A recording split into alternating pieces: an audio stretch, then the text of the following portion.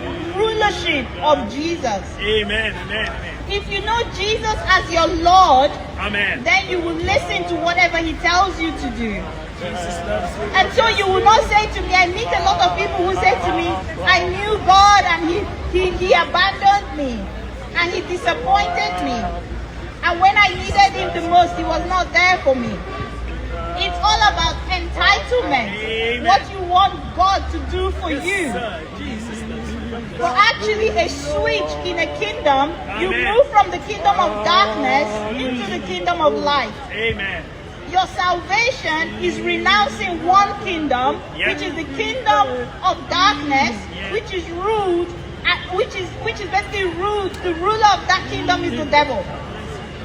And so Jesus brings you into his kingdom, and you start to live under the rulership and the reign and the lordship of Jesus. Amen.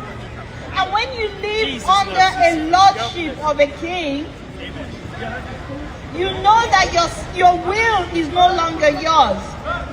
You're no longer allowed to do what you want to do. Amen. You're no longer allowed to choose the decisions that you make. Jesus now becomes the king of your life and he tells you what you do. Amen. Are you willing to do that today? Amen. Amen. Are you willing to actually step away from the kingdom of darkness into the kingdom of light? And are you willing to accept Jesus to then be the Lord of your life? Amen. Are you willing to do that? Amen. Amen. Good challenge. So that Amen. would actually encapsulate quite a few things. It could mean that Jesus tells you to sell your house and go somewhere you do not want to go. It can also mean that he basically changes your whole life. Yeah. Because your life is no longer belongs to you. You are now under a lordship. Amen. And I'll tell you the reason why the world struggles with that kind of framework of Jesus and of God is because we're used to doing our own thing. We're used to living a life that we dictate for ourselves. But the new life that Jesus offers is much richer, much fulfilling than the life that you have.